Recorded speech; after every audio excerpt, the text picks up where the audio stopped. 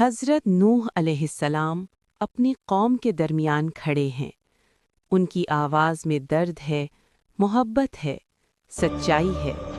وہ کہتے ہیں، اے میری قوم، اللہ کی عبادت کرو، اس کے سوا کوئی معبود نہیں۔ دن ہو یا رات وہ مسلسل لوگوں کو سمجھاتے ہیں، مگر جواب کیا ملتا ہے؟ ہنسی، مذاق، انکار۔ قرآن بیان کرتا ہے، لوگ ان کے پاس سے گزرتے ہوئے ان کا مذاق اڑاتے، اپنے کانوں میں انگلیاں ڈال لیتے تاکہ وہ سچ سن ہی نہ سکیں۔ سال گزرتے گئے، دہائیوں بیت گئیں، یہاں تک کہ 950 سال گزر گئے۔ حضرت نوح کی محنت جاری رہی، مگر ایمان لانے والے بہت کم۔ ایک وقت ایسا آیا جب حضرت نوح علیہ السلام نے اللہ سے دعا کی، اے میرے رب، زمین پر کسی کافر کو نہ چھوڑ۔ یہ دعا کسی غصے میں نہیں تھی، بلکہ ایک طویل جدوجہد کے بعد ایک حقیقت کا اعتراف تھی۔ اللہ تعالیٰ نے ان کی دعا قبول کی اور پھر ایک حکم نازل ہوا جو سب کچھ بدل دینے والا تھا۔ ایک کشتی بناؤ۔ سوچئے، ایک نبی خشک زمین پر ایک بہت بڑی کشتی بنا رہا ہے۔ لوگ کیا کہتے ہوں گے؟ وہ ہنستے، مذاق اڑاتے، کہتے، کیا اب تم بڑھئی بن گئے ہو؟ مگر حضرت نوح خاموشی سے اپنا کام کرتے رہے، کیونکہ انہیں یقین تھا کہ یہ حکم اللہ کی طرف سے ہے۔ تناؤ بڑھتا ہوا۔ کشتی تیار ہو چکی تھی، مگر ابھی تک بارش کا کوئی نشان نہیں تھا۔ پھر اچانک اللہ کا وعدہ پورا ہونے لگا۔ زمین کے اندر سے پانی ابلنے لگا، آسمان سے بارش برسنے لگی۔ یہ کوئی عام بارش نہیں تھی، یہ ایک فیصلہ تھا۔ ہر طرف پانی ہی پانی، نہ رکنے والا، نہ تھمنے والا۔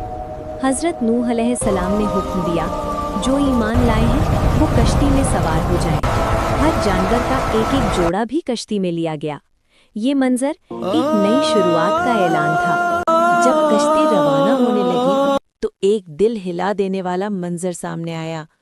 حضرت نوح کا اپنا بیٹا کشتی میں سوار ہونے سے انکار کر رہا تھا۔ حضرت نوح نے پکارا، بیٹا، ہمارے ساتھ سوار ہو جاؤ، کافروں میں شامل نہ ہو۔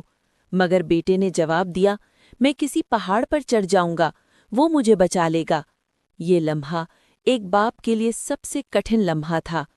حضرت نوح نے کہا، آج اللہ کے عذاب سے کوئی بچانے والا نہیں۔ اور پھر ایک موج آئی اور سب کچھ ختم ہو گیا۔ یہ صرف ایک طوفان نہیں تھا، یہ ایمان اور انکار کے درمیان آخری فیصلہ تھا۔ انتہائی طاقتور روحانی فضا۔ کشتی پانی کے عظیم سمندر میں تیر رہی ہے، لہریں پہاڑوں جیسی بلند، مگر کشتی محفوظ ہے، کیونکہ وہ اللہ کے حکم سے بنی تھی اور اللہ کی حفاظت میں تھی۔ پھر اللہ کا حکم آیا، اے زمین، اپنا پانی نگل جا، اور اے آسمان، رک جا۔ پانی کم ہونے لگا، لہریں تھم گئیں، کشتی ایک پہاڑ پر جا کر ٹھہر گئی۔ یہ ایک نئی دنیا کا آغاز تھا اور ایک سبق جو قیامت تک انسانوں کو یاد دلایا جائے گا۔ حضرت نوح علیہ السلام کا واقعہ ہمیں کیا سکھاتا ہے؟ یہ سکھاتا ہے کہ حق کی راہ آسان نہیں ہوتی۔ 950 سال کی محنت اور صرف چند لوگ ایمان لاتے ہیں۔ یہ ہمیں صبر سکھاتا ہے، استقامت سکھاتا ہے۔ یہ بتاتا ہے کہ اللہ کا فیصلہ ضرور آتا ہے، چاہے لوگ مانیں یا نہ مانیں۔ اور سب سے اہم بات کہ ایمان رشتہ داری سے نہیں بلکہ عمل اور یقین سے ہوتا ہے۔ آج بھی ہمیں سوچنا چاہیے، کیا ہم سچ کو سننے کے لیے تیار ہیں، یا ہم بھی ان لوگوں کی طرح ہیں جو کانوں میں انگلیاں ڈال لیتے ہیں؟ یہ کہانی صرف ماضی نہیں، یہ آج کا آئینہ ہے۔